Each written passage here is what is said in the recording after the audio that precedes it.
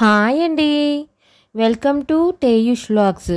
ఈ బియ్యం ఏంటండి అనుకుంటున్నారా?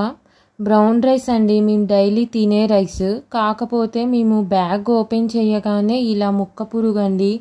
అసలు ఎంత క్లారిటీగా కనబడుతున్నాయో చూస్తున్నారా? జూమ్ చేసి చూపిస్తున్నాను. ఎన్ని ముక్క పురుగులోనండి. వీటిని ఎలా క్లీన్ చేసాం, ఈ పురుగులన్నీ ఎలా బయటికి పంపించి ఎలా డబ్బాలో స్టోర్ చేసాం అనేది చూడండి. చాలా మందికి చెరగటం రాదు అంటారు. బియ్యం చెరగటం కూడా చూపించానండి, చాలా క్లారిటీగా చూడండి.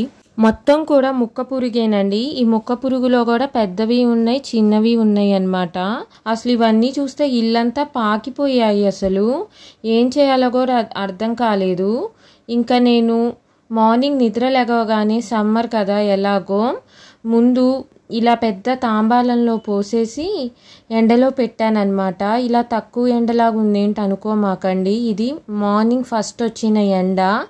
అలా మధ్యాహ్నం వరకు ఎండలోనే ఉందండి. చూసారా, ఎండలో ఎక్కువ ఎండలో ఉన్నప్పుడు ఇలా ఉంది. బయట వైపు పాకుతున్న పురుగులు కూడా మొత్తం అయిపోయాయి. అయితే ఇంకా దీన్ని ఎండంతా అయిపోయేదాకా ఉంచాము. ఇప్పుడు ఈవినింగ్ చెరుగుతున్నామన్నమాట. చెరుగుతుంటే సన్న సన్న పురుగుల వరకు తాంబాలంలో అలానే ఉన్నాయి. ఇలా చెరుగుతుంటే చాటలో చూసారుగా ఇలా కనబడుతున్నాయి అన్నమాట. అయితే ఇవి పోవడానికి చెరగాలన్నమాట. బియ్యం చెరిగేటప్పుడు మేము ఎప్పుడైనా నేల మీద పడేలా చెయ్యము. ఇలా ఒక వైట్ కలర్ షీట్ ఒకటి పరుచుకొని చెరుగుతామన్నమాట.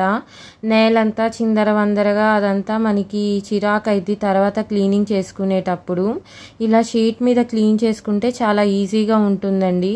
చెరగడం ఇలా చెరుగుతున్నామండి. ఇలా చెరిగి అదంతా వచ్చిన పురుగుని ఆ షీట్లోకి అనేయడమే అన్నమాట. మిగతాది డబ్బాలోకి పోసుకోవాలి. ఒక బియ్యానికి ఒక కంటైనర్ ఉంటుంది కదా, ఆ కంటైనర్లో పోసుకొని స్టోర్ చేయడమే అన్నమాట.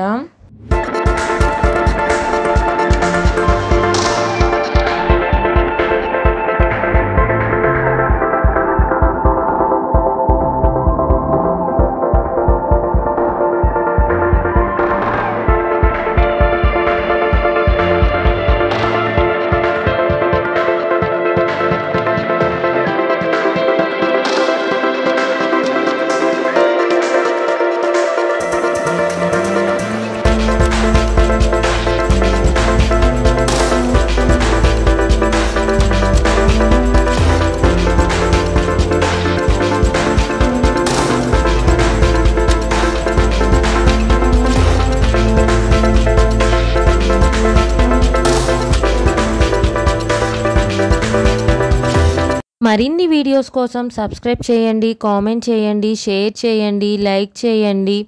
Thanks for watching. Have a nice day.